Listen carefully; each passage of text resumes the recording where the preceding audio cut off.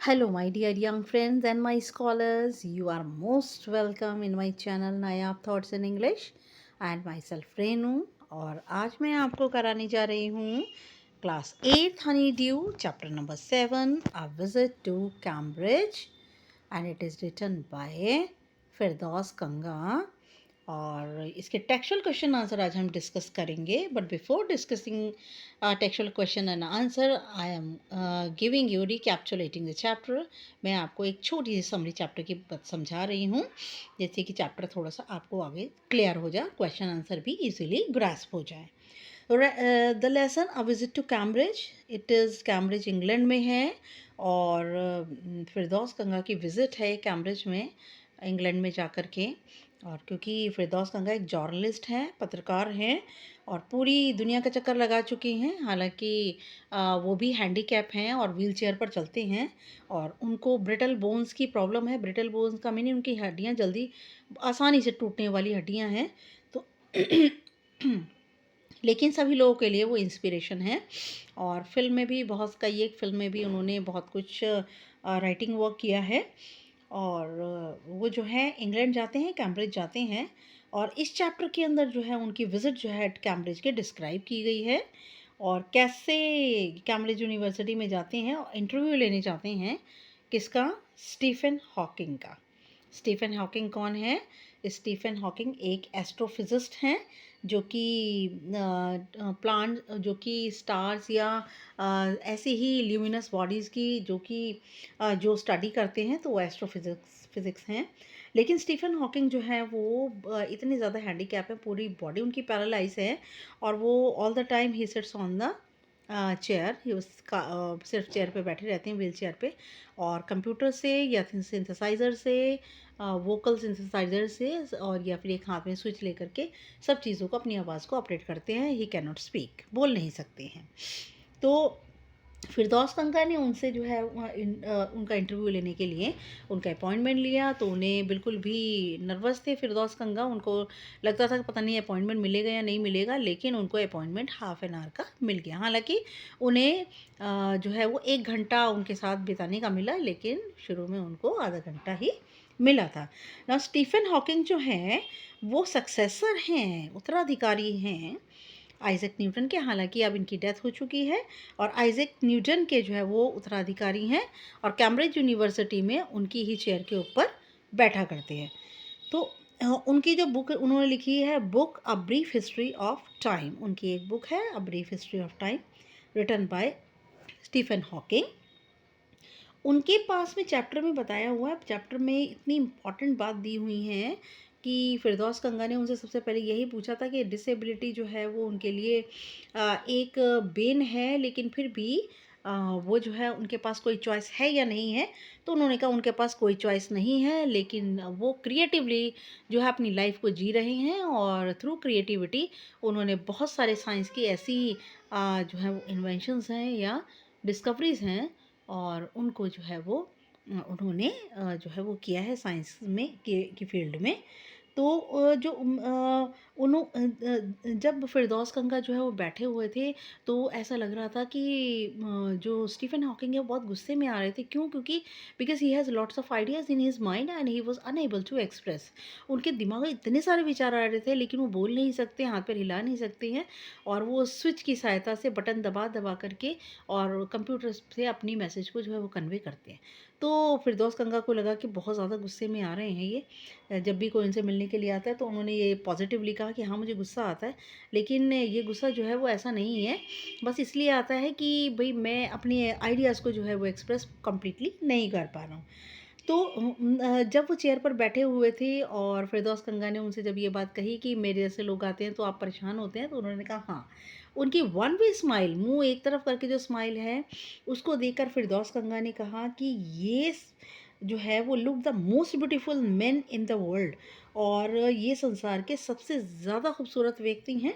और क्योंकि उनका नेचर जो है वो बहुत ही स्ट्रेट फॉरवर्ड है, तो उन्होंने फिरदौस कंगा ने कहा कि जो हैंडीकैप लोग हैं उनके लिए आपको एडवाइस देना चाहेंगे। उन्होंने एडवाइस क्या किया? उन्होंने एडवाइस किया कि हैंडीकैप या डिसेबल जो लोग होते हैं, उनके अंदर जो अच्छा है उसके ऊपर ही उन्हें कॉन्सेंट्रेट करना चाहिए, ना कि ऐसी चीज़ों पर कॉन्सेंट्रेट करें जो कि उनके अंदर अच्छा नहीं है और जो उन्हें सीखने की ज़रूरत पड़े। तो यहाँ पर जो है वो ऑथर जो है उसको आधे घंटे की बजाय 1 घंटा मिला। स्टीफन हॉकिंग ने उनको चाय भी ऑफ़र की और अपने पार्क की विज़िट भी ऑफ़र की। और इस कंक्लूजन इसका क्या है चैप्टर का, कि फिजिकल डिसेबिलिटी जो होती है it can not hinder the determined person. एक व्यक्ति जो कि दृढ़ निश्चयी है, उसकी उसकी जो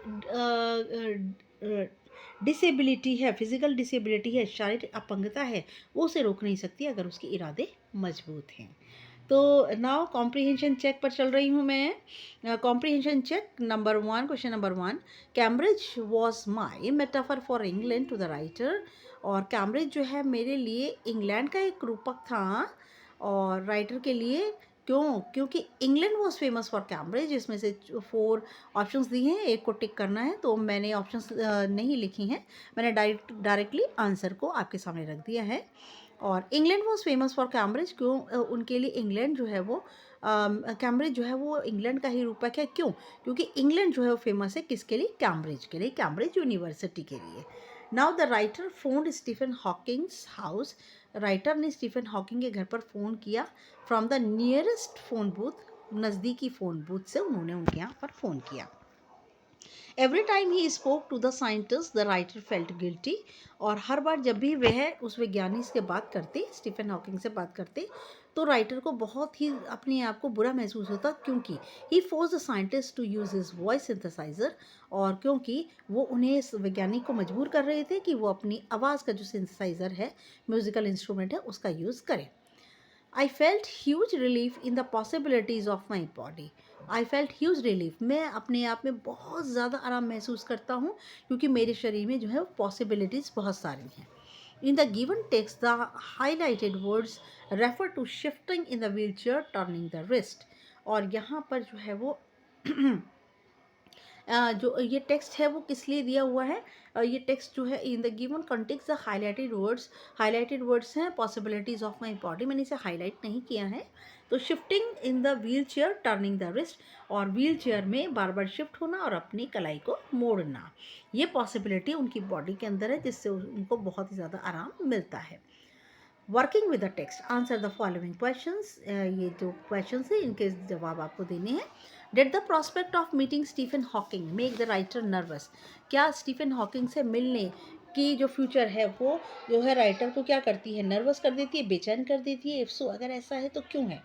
yes, the prospect of meeting Stephen Hawking made the writer nervous. हाँ, स्टीफन हॉकिंग से मिलना जो है वो मिलने का की जो बात है वो राइटर को बहुत बेचैन कर देती है। He did not expect he would get an appointment for interview with him. और उसने एक्सपेक्ट नहीं किया था, उम्मीद नहीं की थी कि उसको इंटरव्यू के लिए अपॉइंटमेंट मिल जाएगा। Now did he at the same time feel very excited? और क्या उसी समय उसको बहुत ज़्यादा उत्तेजना हुई? अगर ऐसा है तो क्यों? He felt excited at the same time. उसी समय जो है वो फिरदौस गंगा जो राइटर हैं वो बहुत ही एक्साइटेड, उत्तेजित हुए, because he got the appointment to see professor Hawking, क्योंकि उन्हें प्रोफेसर हॉकिंग से मिलने का जो अपॉइंटमेंट था वो मिल गया था। He would get half an hour, उन्हें आधा घंटा मिला था, 3:30 से 4 बजे का टाइम मिला था। Guess the first question put to the scientist by the writer. आप अनुमान लगाइए वो पहला सवाल, पहला क्वेश्चन क्या किया होगा राइटर ने, फिरदौस गंगा ने, वैज्ञानिक से, स्टीफन हॉकिंग से। The writers first question might be about his disability. और राइटर का जो पहला ही क्वेश्चन है वो उनकी अपंगता के बारे में होगा। He might have asked if he had accepted it और नॉट। उन्होंने उनसे पूछा कि क्या उन्होंने ये डिसेबिलिटी को स्वीकार कर लिया है या नहीं। Stephen Hawking said I have had no choice. Stephen Hawking ने कहा मेरे पास कोई भी चॉइस नहीं है। Does the writer think there was a choice? क्या राइटर सोचता है वहाँ पर कोई चॉइस है? What was it? वो क्या है? The writer thought there was no choice. Writer ने सोचा कि कोई भी चॉइस नहीं है, कोई भी रास्ता नहीं है। अकॉर्डिंग टू हॉकिंग, हॉकिंग के अनुसार he did not have any choice. Hawking के अनुसार उनके पास कोई और चॉइस है ही नहीं। He was creative and living creatively. वो बहुत ही ज़्यादा क्रिएटिव हैं, सृजनात्मक है और सृजनात्मक तरीके से ही जी रहे हैं, but with weak and disabled body. लेकिन कैसे जी रहे हैं? एक कमज़ोर और अपंग शरीर के साथ। तो इस कमज़ोर और अपंग शरीर का तो वो कुछ कर नहीं सकते, लेकिन क्रिएटिवली जी सकते हैं, तो वैसे ही वे जी रहे हैं। I could feel his anguish, मैं उनका गुस्सा महसूस कर सकता हूँ। What could be the anguish, वो गुस्सा क्या हो सकता है, क्यों हो सकता है? Professor Hawking was full of anguish, professor Hawking गुस्से से भरे हुए थे। His mind was full of great ideas, उनके दिमाग में महान विचार भरे थे, but he was unable to express them, लेकिन वो उन विचारों को अभिव्यक्त नहीं कर पा रहे थे, जाहिर नहीं कर पा रहे थे। What endeared the scientist to the writer so that he said he was looking at the one of the most beautiful men in the world. ऐसी कौन सी चीज़ है इस वैज्ञानिक की जो राइटर को बहुत ही अच्छी लगी, और तब उसकी उनकी ओर देखते हुए राइटर ने कहा कि मैं इस संसार के सबसे खूबसूरत व्यक्ति को देख रहा हूँ। The writer asked Stephen Hawking if he was annoyed, the writer ने स्टीफन हॉकिंग से पूछा कि क्या वो परेशान हो गए हैं, समवन लाइक हिम, उनके जैसे कुछ लोग जब उनसे मिलने आते हैं तो क्या वो परेशान होते हैं? द साइंटिस्ट आंसर्ड पॉजिटिवली, वैज्ञानिक ने हाँ में इसका उत्तर दिया। The writer liked this attitude of the scientist, और राइटर को वैज्ञानिक का साइंटिस्ट का स्टीफन हॉकिंग का ये रवैया बहुत अच्छा लगा। He also liked his one way smile, उनको एक क्योंकि उनका मुंह जो है पैरालाइज्ड है, टेढ़ा है, तो उनकी एक तरफ मुंह करके हंसने की जो अदा है वो उन्हें अच्छी लगी। So the writer called him the most beautiful man in the world, इसीलिए राइटर ने उन्हें इस संसार का सबसे खूबसूरत व्यक्ति कहकर बुलाया। Read aloud the description of, तेज तेज पढ़िए, the beautiful man which is the most beautiful man, beautiful sentence in the description, और वो जो सबसे खूबसूरत व्यक्ति हैं, सबसे खूबसूरत डिस्क्रिप्शन क्या है? The most beautiful sentence which describe Hawking's, सबसे ज़्यादा खूबसूरत जो सेंटेंस है जो कि हॉकिंग्स के बारे में बताया है वो ये है, before you like a lantern, आपके सामने एक लालटेन, जगमगाती लालटेन जैसा कोई बैठा है। हुज वॉल्स आर वॉर्न, जिस लालटेन की दीवारें बिल्कुल टूट फूट चुकी हैं। सो थिन, इतनी पतली है। You glimpse only the light inside, कि आप सिर्फ उसके अंदर रोशनी देख सकते हैं।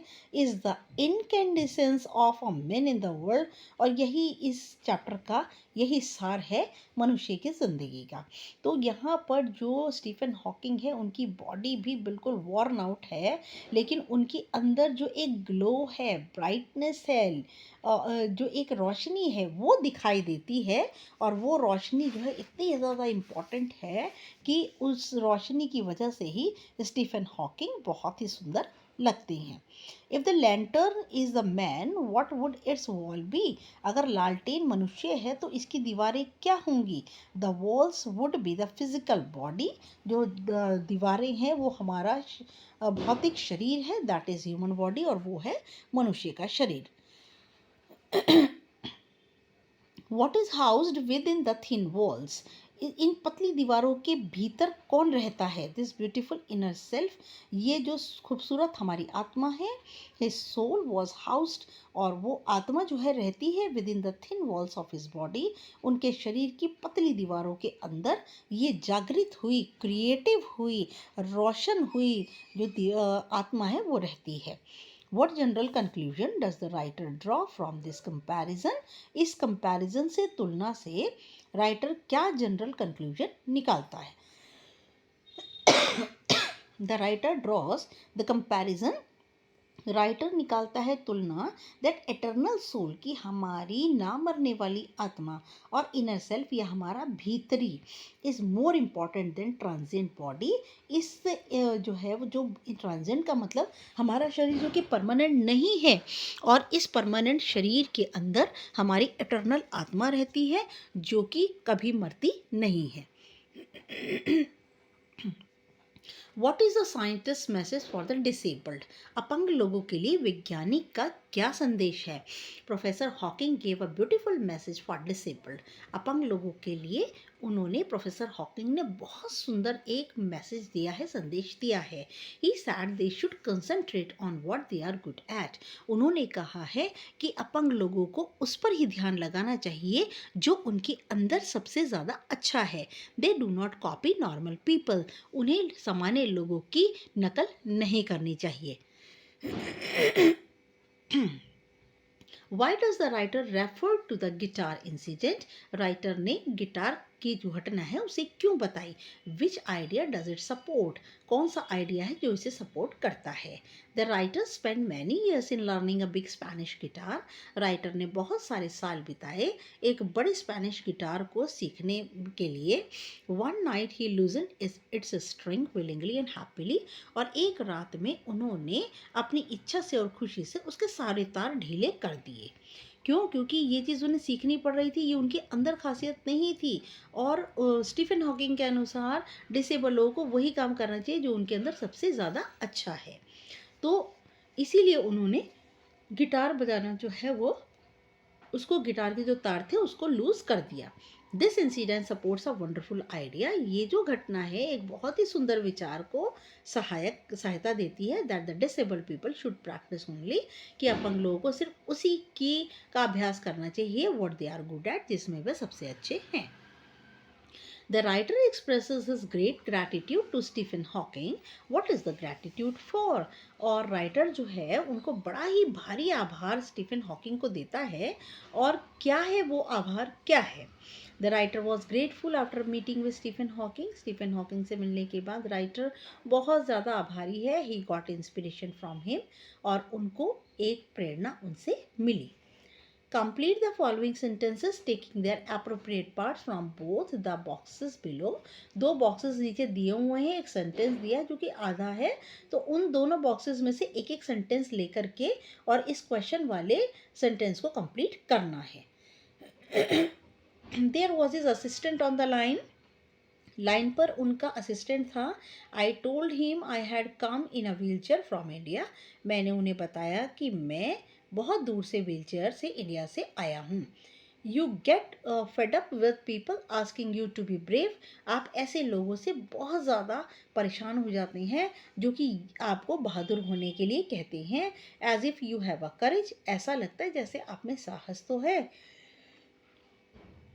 Account on which you are too lazy to draw a cheque, और लेकिन आपके अंदर इतना साहस नहीं है कि आप इतने ज़्यादा आलसी हैं कि एक चेक को भी निकाल नहीं सकते। There he was tapping at a little switch in his hand, और वहाँ पर वो अपने हाथ में छोटा सा स्विच लेकर टैप कर रहे थे, उस पर उंगलियां चला रहे थे। Trying to find the words on his computer, और अपने कंप्यूटर पर शब्द ढूंढने की कोशिश कर रहे थे। You look at his eyes which can speak, आप उनकी आंखों में देख सकते हैं जो कि बोल सकती हैं। As they are saying something huge and urgent, क्योंकि वो कुछ ऐसा बहुत बड़ा और बहुत ही ज़रूरी कह रही हैं। It is hard to tell what, लेकिन कहना बड़ा मुश्किल है कि क्या। It does not do much good to know, और ज़्यादा कुछ अच्छा नहीं होगा ये जानने के लिए that these are people smiling with admiration to see you breathing still, और ऐसे भी लोग हैं वो मुस्कुराते रहेंगे, एडमायर आपको करेंगे, प्रशंसा करेंगे आपको, आपके देखने के बाद ब्रीदिंग स्टिल, कि आप अभी भी सांस ले रहे हैं। नाउ यस बेटा, these all are the textual question answer of lesson number 7। और मेरी बड़ी हम्बल रिक्वेस्ट है आपसे, like share comment and subscribe my channel, मेरे चैनल को लाइक भी कीजिए, शेयर भी कीजिए, कमेंट और सब्सक्राइब कीजिए प्लीज़। और दिस इज़ माय रिक्वेस्ट, मेरी रिक्वेस्ट है आपसे। और नेक्स्ट वीडियो लास्ट लेसन के को लेकर आऊँगी, उसके बाद हम MCQ डिस्कस करेंगे। एंड लास्ट वीडियो के लिए good luck and good bye.